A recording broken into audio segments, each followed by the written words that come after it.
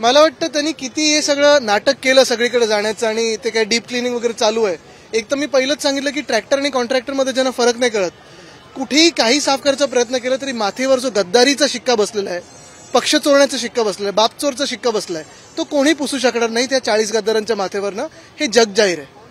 अनेक वेळा शिंदे गटातल्या आमदारांचे अनेक ऑडिओ क्लिप असतील, मारतानाच्या असतील किंवा अधिकाऱ्याला शिवाय देताना असतील असे व्हिडिओ व्हायरल. नाही, आपण बघतोय ना आता एकंदर जर पाहिलं तर IPS IASच्या अनेक बदल्यांमध्ये पोस्टिंगमध्ये ह्या गद्दारांकडून पैसे मागितले जातात. आपल्याच माध्यमातून ते जग जाहीर होतं. ऑडिओ क्लिप ऐकायला येतात.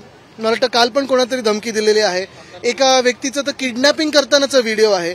दुसऱ्या ठिकाणी ज्या व्यक्तींनी पोलीस स्टेशनमध्ये जाऊन गोळीबार केला, ज्या व्यक्तींनी गणपती बाप्पाच्या मिरवणुकीत बंदूक दाखवली, टीव्हीवर आलेलं आहे, त्याच व्यक्तीला सिद्धिविनायकचा अध्यक्ष केलेलं आहे. हे असं सगळं कारभार आहे. आणि मग देशात हा असा कारभार भाजपकडून चालणार आहे का? उद्या आपण गुड गव्हर्नन्स डे साजरा करतो, पण आपण हे लक्षात घेतलं पाहिजे की गुड गव्हर्नन्स एका बाजूला, महाराष्ट्रात गव्हर्नन्सच विसरलेले लोक बसलेले आहेत.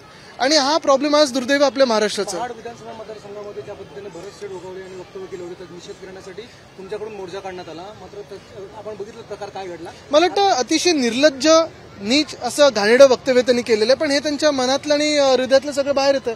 वंदनीय हिंदू सम्राट बाळासाहेब ठाकरेंबद्दल असे विचार करणं आणि असं कोणालाही सांगणं, जे काही त्यांनी शब्द वापरले, हे अतिशय चीप आणि निर्लज्जपणाची लक्षणं आहेत. तुमच्याकडून असं म्हटलं जातं की शासन आपल्या दरबारी जो कार्यक्रम आहे तो उधळून लावण्याचा प्रयत्न करू आणि मुख्यमंत्री. मला वाटतं पहिली गोष्ट म्हणजे जी आश्वासन आतापर्यंत महाराष्ट्रात दिलेली आहेत ती एक सुद्धा पूर्ण झाली आहेत का?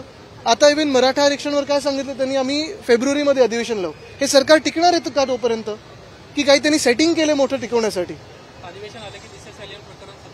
मला वाटतं एक महत्वाची गोष्ट आहे, आता आपण सर्कस आत्ता बघितली, 40 जोकरांची सर्कस या महाराष्ट्रात सुरू आहे, पण इथे सर्कसमध्ये काहीतरी एक चांगलं काम तरी होतंय. हे जे 40 जोकर सगळीकडे फिरत आहेत ते काय करतात महाराष्ट्राला आपण पाहत आहे. आता उद्या MTHL उद्घाटन करतात की नाही करतात? शेवटी प्रश्न तोच होता माझा की MTHL आणि त्याच्यानंतर कोस्टल रोड. MTHL आहे, MTHL 2 महिन्यापूर्वी तयार आहे, रंगरंगोटी थांबवून ठेवलेली कारण यांची तारीख नव्हती. कोस्टल रोडचं काम डिले झालेलं आहे, वरळी शिवडी कनेक्टरचं काम डिले झालेलं आहे. आपण पाहता अनेक अशी काम आहेत. दिघा स्टेशन 8 महिने तयार होऊन पेंडिंग आहे. उरण लाईन आहे, डोंबिवली मानकोली कनेक्टर, कितीतरी कामं अशी आहेत जी उद्घाटनाची वेळ नाही म्हणून लोकांना त्रस्त ठेवलेलं आहे. ABP माझा, उघडा डोळे बघा नीट.